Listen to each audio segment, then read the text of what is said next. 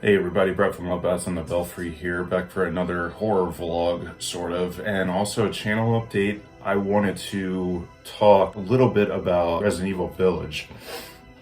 And right now there's just tons of Resident Evil games out, like most recently they remade 4, which I haven't got around to yet. And I mean, lately, when you have a 3-month-old daughter, you can't really play video games a whole lot or really do a whole lot of much else besides taking care of her and doing your job and going to work and such. But I try to do videos on here when I can. But I did want to talk about Resident Evil Village a good bit. This is a horror game. It's funny on this channel. You think, like, with how crazy of a horror fan I am, that I would play a lot more horror games. I actually really don't. I'm more of like a fighting game type gamer. I don't know, like, I love RPGs. I grew up with a lot of RPGs, like the Final Fantasy series, and I loved fighting games growing up. Horror games were a little, like, on the back burner for me, and honestly, even up till now, I don't play horror games all the time, but I did want to talk about Resident Evil Village because it's almost like a game that was made specifically for me. Bradley's here, by the way. You play a character named Ethan Winters starting off in Resident Evil 7 or Resident Evil Biohazard, and then Resident Evil 8 Village is the continuation of the character of Ethan Winters. And while Resident Evil Biohazard I like a good bit, it definitely has a whole, like, Texas Chainsaw Massacre vibe to it. It's just really grimy and gross and just really unsettling. This, on the other hand, is very gothic horror, and I feel like I gravitate towards gothic horror a lot. And I mean, especially, there's one movie I just watched recently called The Pale Blue Eye that was very, very gothic horror vibes to me. And this game, I feel like, was made specifically for me. Some people could say that this game is scary. I would say it's not really going for the scares on, like, Biohazard, Resident Evil Biohazard, but I do like Village a lot based on its imagery, its characters. Every boss is very memorable and stands out. And it's funny because, like, I remember before playing this, I was just looking up footage, and, like, of course, you had the 8-foot tall lady, Lady Dimitrescu. She, like, took over the internet for quite a while when this game first came out, and kind of overshadowed some of the other characters and some of the other evil, the evil boss fights that you encounter in this game. And it's kind of a shame because, like, a lot of these are pretty damn good, I think. I will say the scariest part of the game is absolutely House Beneviento. The lady, she's basically just obsessed with dolls. Like, she shows herself like maybe once or twice total in the entire aspect of that area of the game.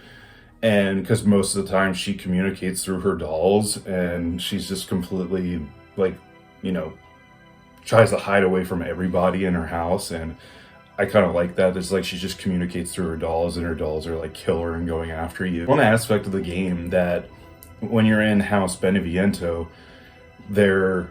you come across this one creature that's basically makes all these baby noises, and especially just now having a 3-month-old daughter is pretty terrifying to me. And I think most people in that aspect of the game, they'll probably agree with me on that, even if you're not a parent. It's just terrifying. It's just this big, weird organism making noises like that, but 1,000 times creepier, going after you. And yeah, like, I was stuck on that part of the game for just a little bit because you are defenseless in that situation. Basically, it's like once that thing catches up with you, you're done. And yeah, so I love that part of the game, though. That was, like, the most terrified I ever was playing this game. Like, some of the other characters, like, I gotta say, probably one of my favorite video game characters since this came out has been the Duke. And if you've played Resident Evil 4, there's the character of the Merchant, who's just very mysterious, but he's very friendly and helps you out. And he's one of the few characters that when you come across, you're actually glad to see him. And that's how the Duke is in this game. You know, just this super oversized, obese dude in a horse and buggy that just sells you things, and then here and there he's just like, hey, he's like, I got something for you or whatever. And then at the end of the game, like, he ends up rescuing you from the situation you're in and just, you know, driving you to where you need to go. You like, basically you're passed out, you wake up in the Duke's carriage. And I love the Duke. He's just so kind in a very unkind world in this game. In Resident Evil Biohazard, you're just trying to, you know, rescue your wife, and then you succeed at that, and then she's killed off at the beginning of this game. And normally stuff like that makes me angry at like horror movies and such. But there is more to that in the story of this. It's hard to make videos with you. But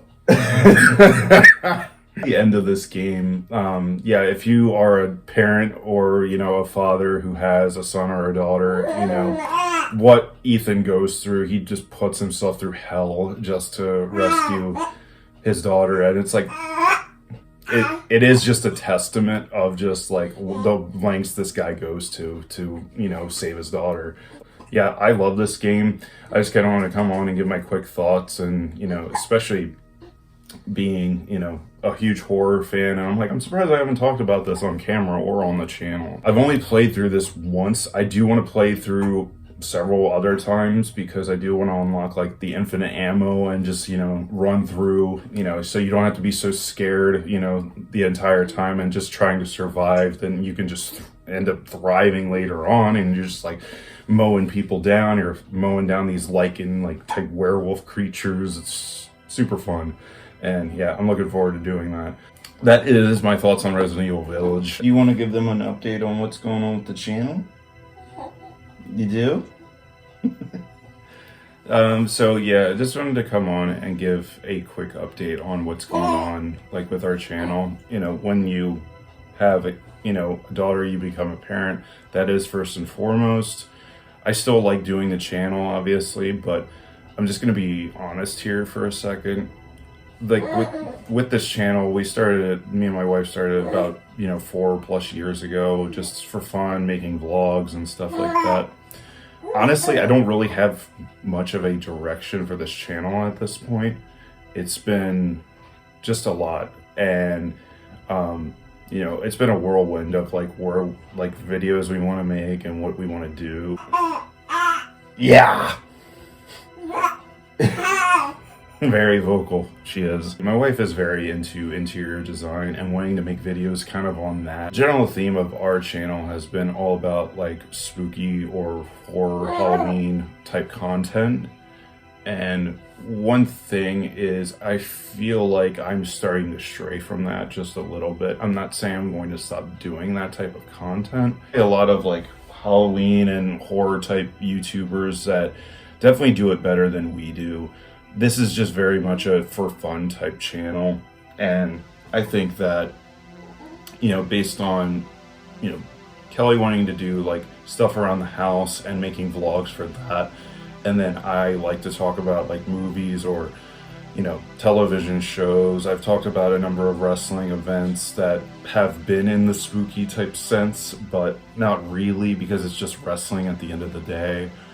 I kind of want to, I don't know, I might just be straying a little bit away from that in the future, where I'm going to, you know, I'm going to have like a spooky video, you know, pop up, and then the next one is probably going to be something that isn't spooky related. And while the Halloween season is coming up, we'll definitely have a lot more to work with. But like, as for the rest of the year, there's not a whole lot we can really do, you know, besides just generally talking about Halloween or, you know, random spooky things spotted at other times of the year where it isn't spooky season. And that's why a lot of times I usually just talk about horror stuff like any other time of the year. Like, you know, I've done, you know, like horror movies you should watch this winter or whatever, or, you know, we watched Jaws on VHS, and that's pretty close to a horror movie. I consider Jaws a horror movie, but other people are like, no, it's just a thriller. It's an action movie. But yeah, I just wanted to just come on and say, in the future, we're not going to have spooky video after spooky video after spooky video. We have ideas and stuff like that that we're going to, end up acting on. But I'm just saying, in general, this channel has kind of just been about like us documenting things that we like to do and talk about. And I think that's going to continue, but not in just the spooky sense, not just in Halloween horror sense, because I do have a lot of other interests. Like, I love video games. I love movies that aren't horror related. Some of my favorite movies actually aren't horror movies. And yeah, so I kind of want to delve into that and talk, kind of keep that passion going. And, I'm not always going to have like that passion consistently going for spooky stuff consistently all the time. So take that as you will. Some people are going to take that out of context, meaning I'm moving completely away from it. I'm not saying that. Not every video is going to be horror or Halloween related. I want to kind of keep up that sense of passion at least. So take that as you will.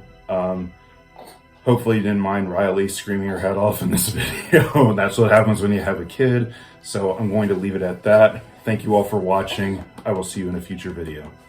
Bye.